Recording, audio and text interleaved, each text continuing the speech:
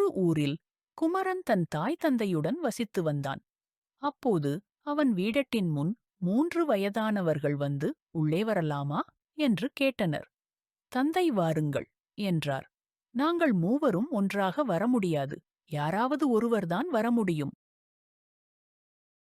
என் பெயர் பணம். இவர் பெயர் வெற்றி. இவர் பெயர் அன்பு. எங்கள் மூவரில் ஒருவர்தான் ஒரு வீட்டிற்குள் செல்ல முடியும். எங்கள் மூவரில் உங்களுக்கு யார் வேண்டுமோ அவரை அழைத்துக் கொள்ளுங்கள் என்றார் பணம் எனப்படுபவர். குமரனின் தந்தை வெற்றியை அழைக்கலாம். நாம் எந்த வேலையைச் செய்தாலும் அதில் வெற்றியடையலாம் என்றார். ஆனால் குமரனோ, அப்பா, பணத்தையே உள்ளே அழைக்கலாம். நம்மிடம் பணம் சேர்ந்துவிட்டால் எல்லாவற்றையும் வெற்றி உட்பட அனைத்தையும் வாங்கலாம் என்றான். ஆனால் குமரனின் பின் மூவரும் அன்பு உள்ளே வரட்டும் என்றனர்.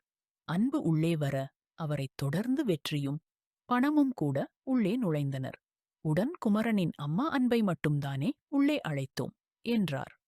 அன்பு சொன்னார், நீங்கள் பணத்தையோ வெற்றியையோ அழைத்திருந்தால் மற்ற இருவரும் வெளியே நின்றிருப்போம். ஆனால் அன்பான என்னை வரச் சொன்னதால் நான் இருக்கும் இடத்தில்தான் பணமும் வெற்றியும் இருக்கும். ஆகவே அவர்களும் உள்ளே வந்துவிட்டனர். அன்பு உள்ளம் இருந்தால் நம் வாழ்வில் வெற்றியும் தேவையான வசதிகளும் தானாகவே வந்துவிடும். சுருங்கச் சொன்னால், அன்பு மனம் கொண்டவர்களே மனிதர்கள் ஆவர்.